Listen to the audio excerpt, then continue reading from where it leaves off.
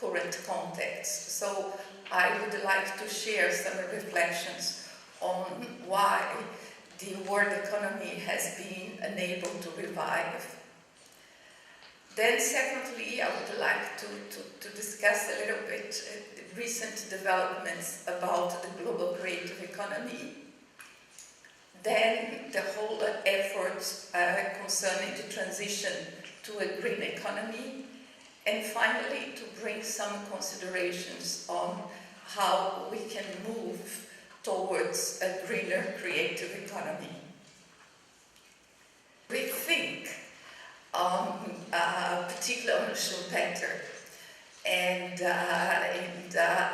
how we see the whole process of the creative destruction in the present context, in which economic development is quite imbalanced, and those with more resources can invest, can innovate, and can produce.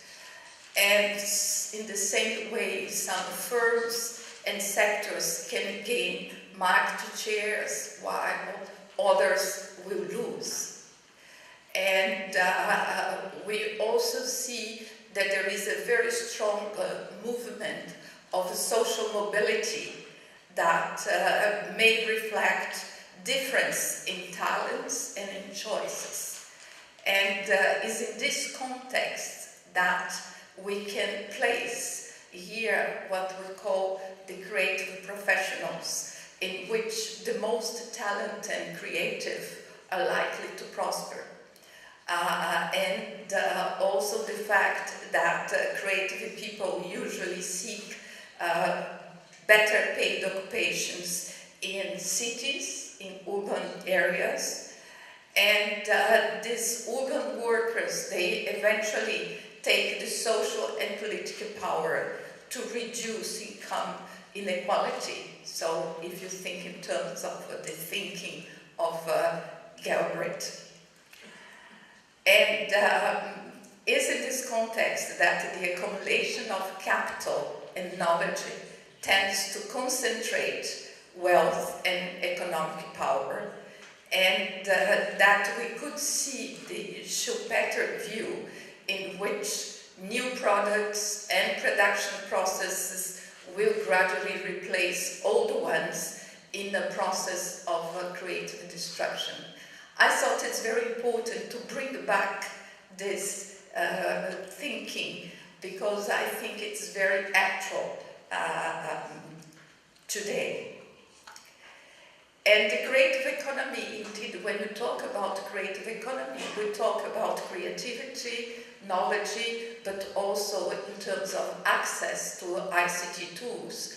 And these are really the key instruments that are really driving economic growth and innovation today, and has been really influencing and accelerating social, economic, and social process. The global market for creative goods and services has been very strong over the last decade. And this brings us to the reflection on the green economy. So what really means the green economy? In fact, the term appeared in the UK in a report that was called the Blueprint for a Green Economy. This was in the late 80s. And there is not a unique definition of a green economy.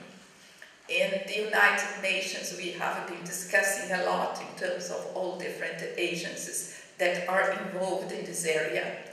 And there is a risk of misusing a little bit this new concept. And it could be, there are debates whether the green economy is a sector or is a set of best practices or good policies. But I think the important is not really the definition. What really means for green economy, it's really to bring the issue is to make sustainable development operational, how to do it. And I think this is the main concern. So, in the global economy, we can see what we are experiencing. It's really this transition that from over-consumerism to something that we would call ethical consumerism. We have been a society that has been over-consuming, but now we are in a moment in which all of us, not only producers, but also all of us as consumers, we have to question in terms of to try to find what are the true cultural, economic value of everything we create, we buy, and we sell. And it's in this context that the importance of to promote more consciousness in terms of the use of the biodiversity, how to deal and how to reduce low carbon emissions, particularly in terms of find solutions for climate neutrality. And also because we see that maybe in the future, business, in order to be successful, they have to respond in terms of to have a responsible behavior. And this not only as regards the environment, but also as regards communities. And in this technological transformation, there will be, of course, a very deep impact in production structures, and certain transition costs may have. There will be a lot of trade-offs, and this is what we have been seeing. But economic growth and environmental strategies, in this sense, should and have to be complementary. And what are the main challenges behind this big discussion about how we go about the green economy? First, in terms of jobs, because we all know that in this transition, a number of jobs will disappear and other new jobs will be created. But the point is that not necessarily in the same places, in the same countries. So this is an issue. The other issue is the agriculture, how to feed our population. There is also the question in terms of trade, how to really avoid the risk of what we call a possible green protectionism, in which there will be some subsidies, so how to deal with that. And this is in discussion in the context of WTO, it's in discussion in terms of national policy, so this is really a key issue. And of course, at the level of industries and the potential to loss of competitiveness of key sectors, so how to develop and put in place, for instance, smart energy policies. In terms of technology, how to avoid the green divide between transfer of technology. So all this are really very important considerations. And this is in this context that we also have to rethink in terms of investment policies for the green economy. And particularly if you think in terms of not only public investments, but also private sector investment, that all these packages have to include some sustainable development objectives. And these investment packages should have really a long-term strategy in terms of capital, in terms of market access, in terms of skills, but also in terms of know-how and technological transfer. And in this context, it's very important to ensure that the policy effectiveness will depend on the design and implementation of international investment agreements. And this is why we can also see a change in investment policy environment from now on. As I mentioned before, we had the big reflection in terms of the Sustainable Development Agenda, and in particular one of was some shortcomings because there was a lot of expectation about the outcome of this conference, but there are certain things that could have moved fast, but it was very difficult to find a consensus in a number of topics. One of the things is the fact that to include the culture as among the 3 pillars that we have on sustainable development. That is we have is based on economic, social, environment, and why not to include the culture. But there was still different views on that. Another important issue was to ensure the full respect and the principle of common but differentiated responsibilities, and this was adopted 20 years ago. The big discussions about the implementation failures of the Kyoto Protocol and the Agenda 21, and we know that just last week in Doha there was a very important UN conference on climate change, in which the fact that the Kyoto Agreement was expiring this year in December 2012 and now has been expired for 2020 because countries need more time to look into this agenda. So, and what was also very important is the key issue of how we bring together issues of poverty and financing of the green economy in this period of transition.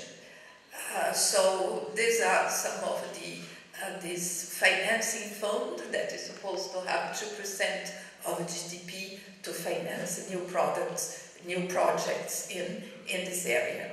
So I just move a little bit faster to conclude, and as final sector, what are the moves towards what we call a green and creative economy?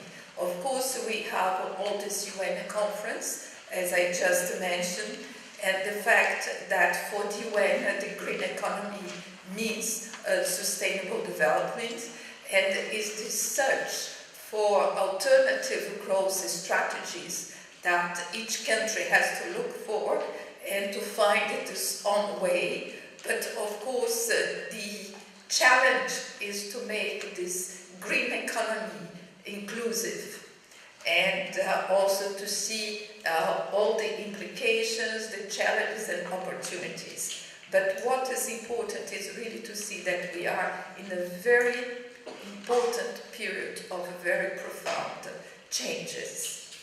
And it's in these changes that the creative economy and sustainability goes hand in hand, because creativity and intellectual capital are inexhaustible human resources that can be found everywhere. Ideas and skills are the main inputs for creative production, and different from other sectors that need non-renewable natural resources. So most creative industries can be environmentally friendly, and they have a very low carbon and water footprints. So this means that we put in place policies for the creative economy. We are also favoring developments in terms of sustainable development. And that creative industries is knowledge and services intensive, so it has the ability to create products that are compatible with environment concerns. So it's in this context that we have to promote a more responsible use of biodiversity, and also to ensure that maybe we need international cooperation to set up this green fund that can be also used to support projects on the creative economy. So to conclude, I would like to in my view, the green economy and the creative economy can be a win-win solution, and we have similarities in the search for effective policy response to reinforce these two sectors. The creative economy and the green economy potentially can reinforce each other, because both they required what we call multidisciplinary actions and partnerships involving